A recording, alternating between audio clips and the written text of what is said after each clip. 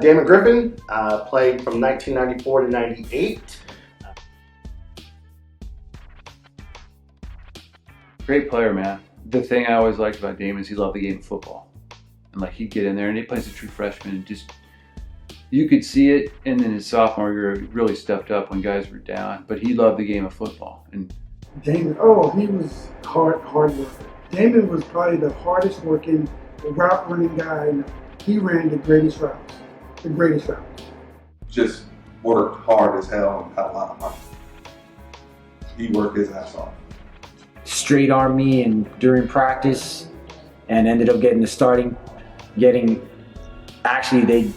after he straight armed me that Rose Bowl year, they decided not to redshirt him, so he could thank me for that.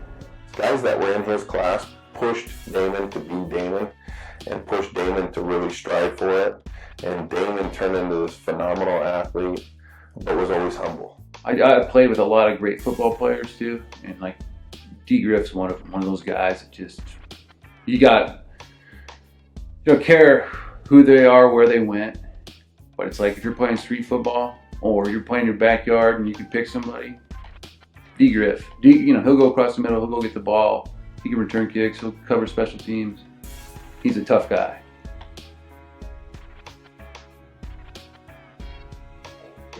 Well, first thing, UNC didn't recruit me, so that's a big reason why, because I probably would have went there if they recruited me. But UCLA at the time just won the Rose Bowl. They had J.J. Stokes, all those guys. Lost the Rose Bowl, I think, to Wisconsin. And, that was my first trip. I took my trip to UCLA, and just one of those things where those guys just thought they were God's gift to earth. And, I'm from there, and I never heard half the guys, and they were acting like they were All-American. So it was just, at the time, funny, and, something about taking that trip to Oregon. And my dad always said that, to give respect to all the universities that were recruiting, make sure you take all your trips. And I took that trip to Oregon. It was signed, sealed, delivered for me. Being around the guy, the culture, just the attitude and what they were trying to do. And as well, just the love back. It just felt like this was home. So that's the reason why, still to this day. So it's always crazy to go back home because there was like, why?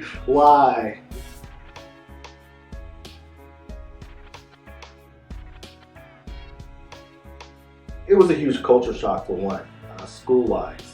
Never being, where I'm from in the Pasadena area, it's very diverse. That whole Los Angeles area, it's 30% black, 30% white, 30% Latino where I went to school at. So it was very diverse. And to come to a school like the University of Oregon, and I remember just standing on campus one time, just stopped and just looked and just really saw nothing but white people. People saw ghosts, I saw white people for a long time. But still, being in an environment that I still had safe for playing football. That is something I've done my whole life, so that was home to me. That was my security, that was my nest. And you had other student athletes that were around you that were in the same situation. So, everybody had their fraternity. Well, that was my fraternity. So you didn't really see it, but you saw it, So it wasn't really big, and Eugene is fun. So at the end of the day, Eugene is still fun, and as long as you adapt to it, you adapt together, and it was one of the best times of my life.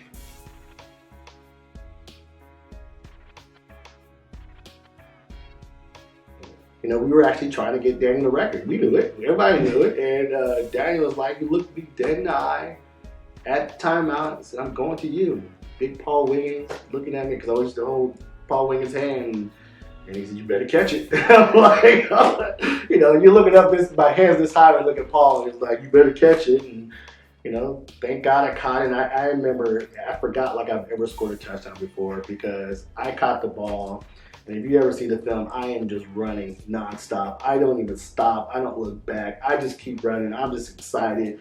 Finally, I remember I get all the way down to the coaches, and Damon Rickett finally grabs me, and I'm talking to all the coaches, and everybody's saying, congratulations. And then, of course, Big P. Wiggy, Paul Wiggins comes, grabs me, and he said, "If you ever in your life again score a touchdown and don't praise your lineman, I'm going to kick your ass." And he looked me dead in the face and he said, slapped me in the head, said, good job, freshman," and walked away. And ever since then, every time I score a touchdown, the first thing I do is go look for my lineman to get his ass. So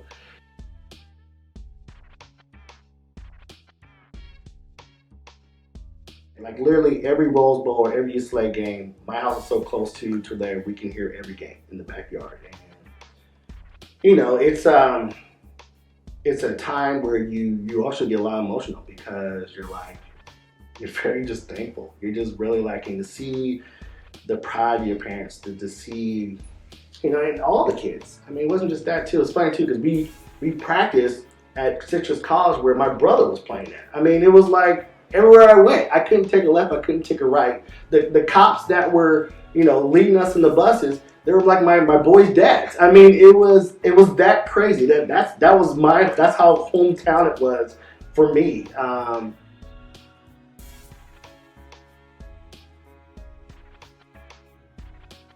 It comes back from that 95 year. Just like every play counted.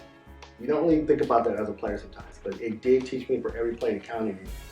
You're right. I was surrounded by a lot of ballers, and lucky enough, some of the ballers dropped a couple balls. So when they dropped a couple balls, I was able to get in. And you know that first game against Fresno State, you know that big game Josh had too. But you know that Fresno State game went to overtime, the first overtime ever to play. I didn't play until like the fourth quarter. I actually played one down. And like the second quarter, caught a 50-yard touchdown and went back on the bench for the next quarter. I mean, that's the kind of things that were happening. But I was so mentally focused. You know, I didn't start until like the 5th, 6th game of the season that year. But then when I started, I just never looked back.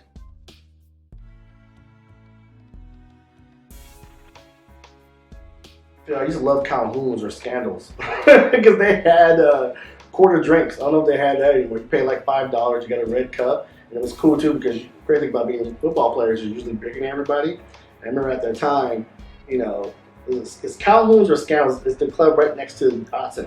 But the great thing about that was, you know, we had beer guys. What we would do is we would kind of take over an edge. And by taking over an edge, everybody would just share their cups. And it was only a quarter, so you just constantly just put a quarter up. And the guys, of course, some of you bartenders are usually fans. So, I mean, that was great. That was great. But I think also it's funny too because that was my junior year in school. I was a true freshman, so I knew my time was coming to an end. So it was also a maturity factor as well. And that's also helped my game even more because I was so much more focused on graduating, figuring out what I want to do in my life. Do I want to start thinking about masters? I mean, all that stuff when you're a freshman, you don't think about that. Well, at least as a student athlete, you don't think about that. You're thinking about, I just want to play football. Where the hell am I at? I'm playing football. When you're a junior, you really get to the point of that maturity phase where, and that's where my game really culminated, I think, and I talked to Coach Pearson about this all the time, where mentally, my focus was becoming a better player, but also a student athlete. So my grades went up higher. I wanted to start thinking about my future, start thinking about internships. And you know, that's a whole different level when you get to that third year of school. That third year of school tells everything about who type of person you're going to be for the rest of your life. The guys that think about football still are idiots. If they're still thinking about only football by their third year in school, they're absolute idiots. The ones that thought about other things are successful to this day right now. And that's something that I did and really enjoyed understanding school. I really enjoyed school more than I enjoyed football.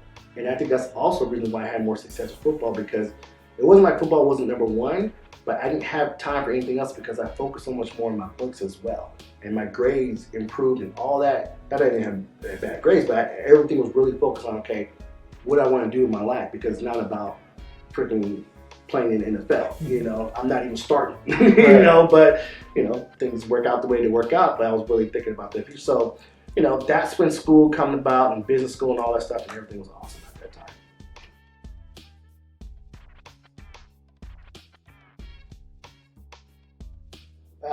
The great thing about that offense and how powerful it was I don't think there's ever been an Oregon team that had the most combination of running and passing dominance. We're always one or the other. There was, and again, it was talent, but it was because Ruben Drone wasn't the starting running back at the beginning. Nobody knew Ruben Drone was going to be that good. Nobody knew Kenny Smith was going to be. They knew he had the potential, but nobody knew he was going to be that good at what we were doing. And you know, our line was okay. We were decent, but the amount of intelligence that I think that's one thing people don't understand. There's a lot of talent intelligence on that squad, with the combination of some athletic ability that put things together. But the way Tedford and those guys and Peterson put stuff together for us, I remember it was like it was third quarter. I remember sitting on the bench, looking at Keely. Of course, our pads are off in the third quarter. We're beating them by like 40-some points. We're looking at each other like, and we might be good. But we didn't say we were good yet. I remember looking at, I can close my eyes right now and see kids just looking at me, smiling at me like, so what are we doing tonight? You know, it's the third quarter, like, what are we doing tonight? That kind of confidence where we're like, we got some more work to do, but we could be good. And we didn't know we were that good. And then I think it was until maybe like Washington State, I think we beat them by like, I don't know. But again, we were done by halftime. Like, I remember, I cut my lip that game, and like, we're probably going to sit you out by, we're going to sit you out, and this is halftime. Like, we're sitting me out, we're going to halftime. I already had like 140 yards already. I mean, if one person wasn't doing something, two other guys were just absolutely murdered. So by that second, third game, we were saying national champion. We weren't saying Pac-10 championship. We weren't saying Rose Bowl. We were saying, okay, this is where we're going to national championship, guys.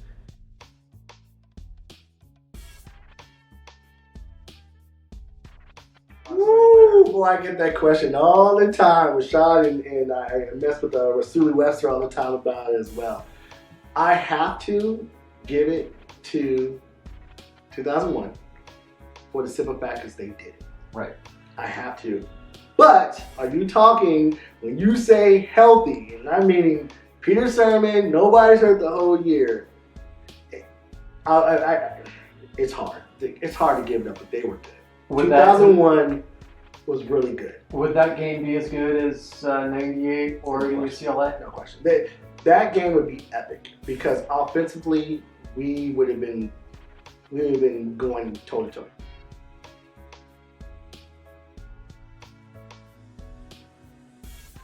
We used to rip it in practice. Oh, they used to talk, Oregon's doing all right. We wouldn't even do what was on the board. Like, we'd get yelled at because we wouldn't do what was on the thing. Because Keely would give me like audibles like we did on the football field. So that was always fun because of being a rookie and everything else. The difference was, Keely held the money. I was still, I was getting a good check, but it was always on Keely's bill. I think the conference was there, but and that's the funny thing that people don't understand at the NFL level, is even though you can have a friend or a team that you have with, the NFL is such a business. It doesn't matter. I mean, because you still have your life. Like, we saw each other when we saw each other, but it's such a business. You're so concentrated and focused on what you're doing and everything else that you didn't really get a chance to really, it wasn't home, but it was good to be around Kelly because you'll see guys like from Florida State and Florida and Texas, and they're talking about, we had this and had that. Like, you didn't have it like we did in Eugene. We would just, be king. That's where that warmth came with each other, where we see each other like, they're like, Eugene, like me killing. Yes, Eugene, Oregon goes off. It's the best college ever. And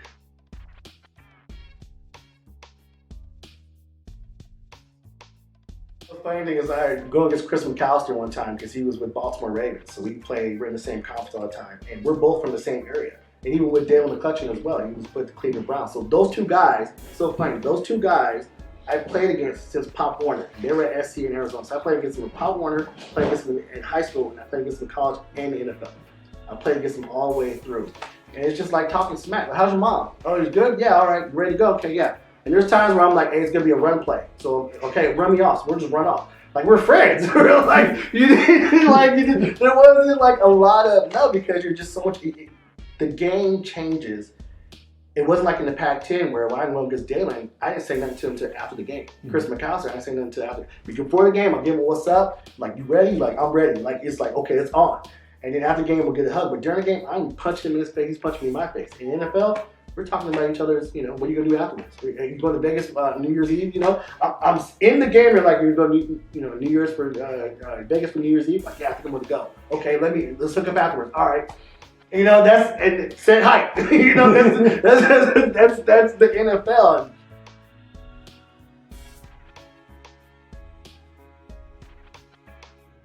Not even a second thought. Not even a second thought. I'd rather concentrate on getting my master's and getting a job right out of school than going in the NFL and had a chance to go down that tunnel one more time. To play one more game in Oregon at Autzen against Washington or USC. It was bad. As I said, that was so cool when you got to the level to actually play. So you got to the part where you weren't just the backup to Kristen McElmone, you were actually depending on. Because that's when the game was quiet. That's when the game slowed down. You know, when you're that type of player where your role, you know, you still hear the crowd, you still hear everything, you're still, you know, you're just hoping to get in. You know, when you have that mindset coming in, like, okay, this is what I do. I'm about to rip it. You know, you see me and Tony Harvey always had our look before we went out there, and you know, you had our handshake before we went out there, that hug before we went out there, and that stuff, man. That, and you look at the Keely in the huddle, and we're just like, I'm coming to you. Like, all that stuff is just, you take it for granted. And that tunnel, playing for the University of Oregon, was such a blessing because I've heard from other guys it's not like that other places. And we talked about it when other guys like, you guys didn't do this, and you didn't do that. I'm like, you didn't do that. And I'm like, really? We did it all the time. And you know, Oregon is a special place. I've been in other places. Oregon is a special place with the fans, with the community, with the university, with the coaches, just everything about it.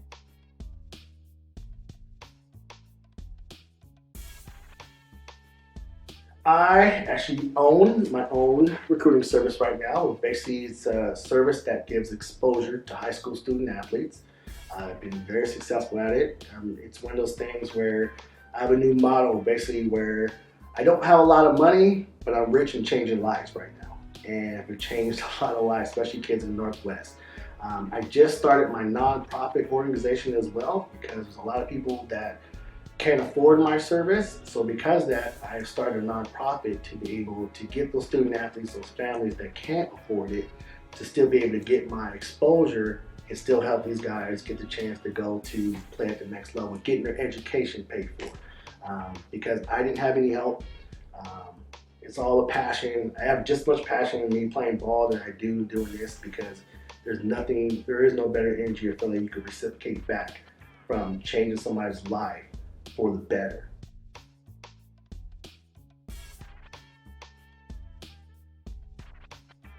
It has to be me helping out these kids because there's a lot of Oregon students or Northwest student athletes that come from the Northwest that have had so much success and so talented, so smart. They just had the opportunity, and a lot of things are happening just because of them being a part of my company.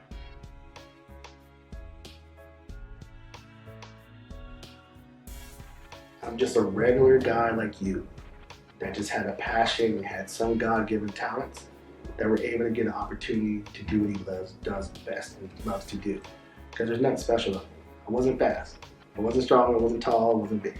I just had a big heart. I love what I did. And I truly loved getting respect from my teammates and players. And I was a student there. I was a student athlete. I don't ever want to be known as just a football player. I want to be known as a graduate from the University of Oregon that played football and hopefully changed the environment of the program and left it better than when I got there.